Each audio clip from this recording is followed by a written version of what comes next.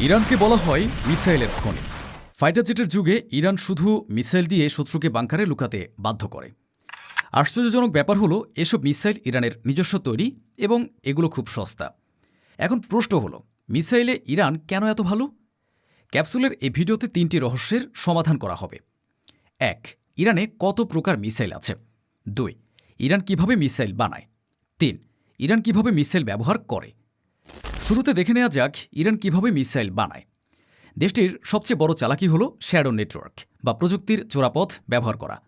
ইরানের উপর দশকের পর দশক ধরে সামরিক নিষেধাজ্ঞা আছে, তাই ইরান চাইলেও কোনো দেশ থেকে সামরিক সরঞ্জাম আমদানি করতে পারে না। কিন্তু বসে থাকলেও তো চলবে না, তাই তুরস্ক, সংযুক্ত আরব আমিরাত এবং হংকংয়ে ইরান শত শত নামসর্বস্ব কোম্পানি খুলে রেখেছে। এই কোম্পানিগুলো জার্মানি বা ইতালি থেকে এমন সব ডুয়াল ইউজ পার্টস কেনে যা ল্যাবরেটরিতে বা কারখানায় মিসাইল তৈরিতে ব্যবহার করা হয়। মিসাইলগুলো গাইড করা বা মনিটর করার জন্য মাইক্রোচিপগুলো ইরান কেনে না, তারা এগুলো সাধারণ ক্যামেরা ও ড্রোন থেকে খুলে নেয়।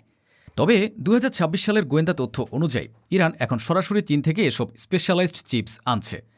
মিসাইলের পার্টস তো জোগাড় হলো, এবার বানানো দরকার। কিন্তু যেখানে সেখানে বানানো যাবে না, শত্রুর বোমারু বিমান এসে সব গুড়িয়ে দেওয়া যাবে। তাই ইরান তাদের মিসাইল তৈরির কারখানাগুলোকে একটি নির্দিষ্ট জায়গায় রাখে না।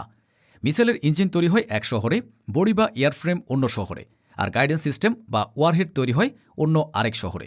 এই আলাদা পার্টসগুলো ট্রাকে করে নিয়ে আসা হয় পাহাড়ের গভীরের মিসাইল সিটিগুলোতে। সেখানে মাটির শত শত মিটার নিচে রোবোটিক আর্ম ব্যবহার করে এগুলোকে অ্যাসেম্বল করা হয়। ফলে শত্রু যদি একটা কারখানায়ও হামলা করে, তাতে পুরো উৎপাদন প্রক্রিয়া বন্ধ হয় না।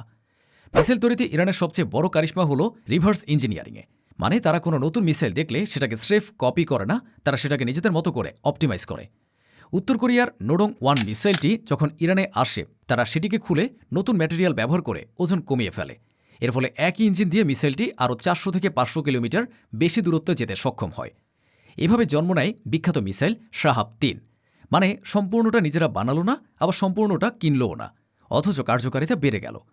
বন্ধু দেশগুলোর সঙ্গে ইরানের মিলিটারি নেগোসিয়েশনটা হয় বিনিময়ের ভিত্তিতে। এই যেমন ইউক্রেন যুদ্ধে রাশিয়ার প্রচুর সস্তা কিন্তু কার্যকর ড্রোনের প্রয়োজন ছিল। ইরান তাদের শাহেদ 136 কামিকাজে ড্রোন এবং কয়েক লাখ রাউন্ড গোলাবারুদ রাশিয়াকে সরবরাহ করেছে। এছাড়া সাম্প্রতিক রিপোর্ট অনুযায়ী ইরান তাদের কিছু স্বল্প পাল্লার ব্যালিস্টিক মিসাইল যেমন ফাতেহ 110 রাশিয়াকে দিচ্ছে। বিনিময়ে ইরান ইউক্রেন যুদ্ধে রাশিয়ার ব্যবহৃত প্রযুক্তির সরাসরি অ্যাক্সেস পেয়েছে। ইউক্রেন যুদ্ধে রাশিয়া আমেরিকার অনেক আধুনিক অস্ত্র যেমন জেভলিন মিসাইল, স্টিঙ্গার বা হিমার্সের অংশবিশেষ দখল করেছে। রাশিয়া এই আমেরিকান অস্ত্রগুলো ইরানের কাছে পাঠিয়ে দেয়। ইরানের ইঞ্জিনিয়াররা সেগুলো খুলে রিভার্স ইঞ্জিনিয়ারিং করে দেখেছে আমেরিকা কিভাবে তাদের মিসাইল গাইডেন্স বা সেন্সর তৈরি করে। এতে ইরান আমেরিকার অস্ত্রের পাল্টা প্রযুক্তি তৈরি করতে পারছে, খুঁটিনাটি জানতে পারছে। একটা দেশের মেধাবী তরুণদের কাজে লাগানো গেলে লক্ষ্য অর্জন হয় সহজ। ইরানকে এখানে মোটামুটি সফল বলা যায়। তারা তাদের সেরা মেধাবীদের বিদেশ পাঠায় অ্যারোস্পেস ইঞ্জিনিয়ারিং পড়ার জন্য। তারা ফিরে এসে ইরানের আইআরজিসির হয়ে কাজ করে। দেশটির শহীদ হিম্মত ইন্ডাস্ট্রিয়াল গ্রুপ, শহীদ বাঘিরি ইন্ডাস্ট্রিয়াল গ্রুপ হল মিসাইল তৈরির মূল পাওয়ার হাউস। এখানে কয়েক হাজার ডেডিকেটেড ইঞ্জিনিয়ার কাজ করেন, যারা পশ্চিমা ডিজাইনগুলোকে স্থানীয় সস্তা কাঁচামাল দিয়ে পুনর্নির্মাণে দক্ষ। এবার দেখা যাক ইরানের কাছে কয় প্রকার মিসাইল আছে। তাদের কাছে মোটা দাগে 5 ধরনের মিসাইল আছে। 1. Ballistic missile, 2. Cruise missile, 3. Antiship missile, 4. Air defence missile, 5. Anti tank missile. এই ব্যালিস্টিক মিসাইলকে 3 ভাগে ভাগ করা যায়। 1. শর্ট রেঞ্জ ব্যালিস্টিক মিসাইল বা SRBM। এগুলো 50 থেকে 300 কিলোমিটার দূরে আঘাত হানতে পারে। এগুলো ফাতেহ 110 ও কিয়াম-1 নামে পরিচিত। 2. মিড রেঞ্জ ব্যালিস্টিক মিসাইল বা MRBM। এগুলো 500 থেকে 2000 কিলোমিটার দূরে আছড়ে পড়ে। এই মিসাইলগুলো শাহাব-3, শেজিল ও খুররাম শাহর নামে পরিচিত। 3. ইন্টারমিডিয়েট রেঞ্জ ব্যালিস্টিক মিসাইল বা IRBM। এই ধরনের মিসাইলগুলো 2000 থেকে 3000 কিলোমিটার দূরে আঘাত হানতে পারে। আসা যাক ক্রুজ মিসাইল প্রসঙ্গে। এগুলো নিচু উচ্চতা দিয়ে গিয়ে লক্ষ্যে আঘাত করে। লুকিয়ে আক্রমণের জন্য ক্রুজ মিসাইলের সুনাম আছে। এগুলো সুমার, হোবিজে ও পাবেহ নামে পরিচিত। এবার দেখা যাক অ্যান্টিশিপ মিসাইলের ক্ষমতা। এগুলো মূলত জাহাজ বা সমুদ্রযান ধ্বংসের জন্য ব্যবহার করা হয়। এগুলো নৌবাহিনীর কাছে থাকে। ইরানের অ্যান্টিশিপ মিসাইলের মধ্যে আছে নূর, এটি 150 কিলোমিটার যেতে পারে। কাদের, এটি 200 কিলোমিটার যেতে পারে। খালিজ ফার্স, এটি 250 কিলোমিটার যেতে পারে। এবার আসে এয়ার ডিফেন্স মিসাইল। শত্রু বিমান, হেলিকপ্টার ও ড্রোন ধ্বংস করার জন্য এই মিসাইল কাজে আসে। ইরানের এই মিসাইলগুলো বাভার 373, খোরদাদ 15 ও থার্ড খোরদাদ নামে পরিচিত। বাকি থাকে অ্যান্টি ট্যাঙ্ক মিসাইল। এগুলো ট্যাঙ্ক বা সাজোয়াজান ধ্বংসের জন্য লাগে। ইরানের অ্যান্টি ট্যাঙ্ক মিসাইলগুলো তুফান ও দেহলাভি নামে পরিচিত। এতক্ষণ যেসব মিসাইলের কথা বলা হয়েছে সেগুলো শক্তিশালী হলেও একটা সীমাবদ্ধতা আছে। এসব মিসাইলগুলো একটি নির্দিষ্ট ধনুকের মতো পথে চলে, যা আধুনিক রাডার সহজেই আগে থেকে অনুমান করতে পারে। কিন্তু ফাত্তাহ সেই ধারণা বদলে দিয়েছে। এই ফাত্তাই হলো হাইপারসনিক মিসাইল। যখন কোনো মিসাইল শব্দের চেয়ে 5 গুণ বেশি দ্রুত গতিতে চলে তাকে হাইপারসনিক বলা হয়। ইরানের দাবি অনুযায়ী তাদের আছে ফাত্তাহ-1। এটি শব্দের চেয়ে 13 থেকে 15 গুণ বেশি দ্রুত ছোটে, অর্থাৎ এটি প্রতি সেকেন্ডে প্রায় 5 কিলোমিটার পথ পাড়ি দিতে পারে। ফাত্তাহ-1 1400 কিলোমিটার দূরের লক্ষ্যবস্তুতে আঘাত হানতে সক্ষম। ফাত্তাহ-1 সবচেয়ে বড় বিশেষত্ব হল এর ইঞ্জিনের পেছনে থাকা একটি মুভেবল নজেল। সাধারণ মিসাইল মহাকাশে যাওয়ার পর তার পথ পরিবর্তন করতে পারে না, কিন্তু ফাত্তাহ-1 বায়ুমণ্ডলের ভেতরে এবং বাইরে উভয় স্থানে নিজের গতিপথ ডানে বামে বা উপরে নিচে পরিবর্তন করতে পারে।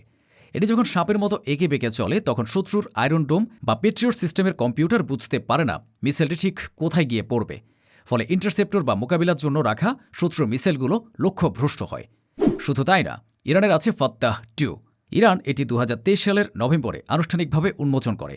তেহরানের আশুরা অ্যারোস্পেস সায়েন্স অ্যান্ড টেকনোলজি ইউনিভার্সিটিতে আয়োজিত এক প্রদর্শনীতে দেশটির তৎকালীন সর্বোচ্চ নেতা আয়াতুল্লাহ আলী খামেনির উপস্থিতিতে ফাত্তাহ-2 প্রথম জনসম্মুখে আনা হয়। এটি কেবল একটি মিসাইল নয়, এটি একটি হাইপারসনিক গ্লাইড ভেহিকেল মানে HGV। বর্তমান বিশ্বের খুব কম দেশের কাছে এই প্রযুক্তি আছে।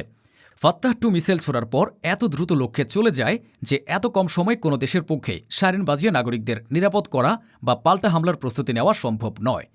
এর প্রধান কাজ হল শত্রুকে অপ্রস্তুত অবস্থায় ধ্বংস করে দেওয়া। ইরানের মিসাইল ক্যাটাগরি দেখা হলো, মিসাইল বানানো সম্পর্কেও জানা হলো। এবার দেখা যাক তারা কিভাবে এসব মিসাইল ব্যবহার করছে। ইরান সরাসরি যুদ্ধে জেতার চেয়ে শত্রুর পকেট খালি করার দিকে বেশি মনোযোগ দিচ্ছে। তারা রিভার্স ইঞ্জিনিয়ারিংয়ের মাধ্যমে একটি ড্রোন বা মিসাইল তৈরিতে গড়ে 20 থেকে 50,000 ডলার খরচ করে, যেখানে সেগুলো আটকাতে শত্রুপক্ষের খরচ হয় 1 থেকে 2 মিলিয়ন ডলার। অর্থাৎ ইরান কম খরচে শত্রুর অনেক বেশি টাকা নষ্ট করে দিচ্ছে। আগেরকার দিনে মিসাইল ছুড়তে হলে একটা বড় ট্রাকে করে মিসাইলগুলো খোলা মাঠে আনতে হতো, তারপর সেট করে ছুড়তে হতো। এতে শত্রুর স্যাটেলাইট বা ড্রোন দেখে ফেলত এবং উপর থেকে বোমা মেরে ট্রাকসহ সব ধ্বংস করে দিত। তাই ইরান হেঁটেছে ভিন্ন পথে। তারা পাহাড়ের ভেতরে হাজার হাজার ফুট নিচে বিশাল সুড়ঙ্গ করেছে। এই সুড়ঙ্গের ভেতরে তারা রেললাইনের মতো ট্র্যাক বসিয়েছে। সেখানে মিসাইলগুলো সারিবদ্ধভাবে সাজানো থাকে। একটি বোতাম টিপলে একটি মিসাইল নির্দিষ্ট জায়গায় গিয়ে দাঁড়ায় এবং সুড়ঙ্গের ছোট একটি ছিদ্র দিয়ে আকাশের অভিমুখে বেরিয়ে যায়। একটা যাওয়ার সাথে সাথে রেললাইনের পরের মিসাইলটি স্বয়ংক্রিয়ভাবে জায়গায় চলে আসে, ফলে বাইরে থেকে কেউ দেখতে পাচ্ছে না মিসাইলটি কোথা থেকে আসছে। এভাবেই ইরান বিরতিহীনভাবে শত শত মিসাইল ছুড়তে পারছে।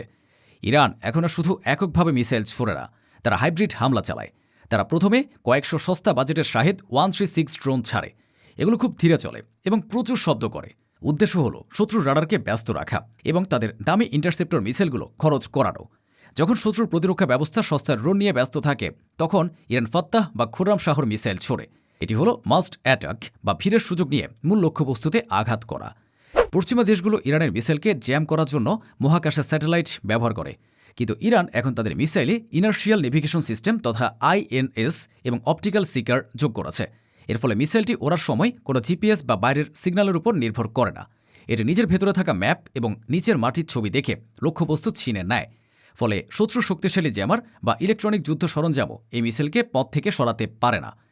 এভাবে ইরান শুধুমাত্র মিসাইল দিয়েই ভূ রাজনীতির মাঠে আলোড়ন সৃষ্টি করেছে। ভবিষ্যতে তারা কতদূর কী করবে তার সময়ই বলে দেবে।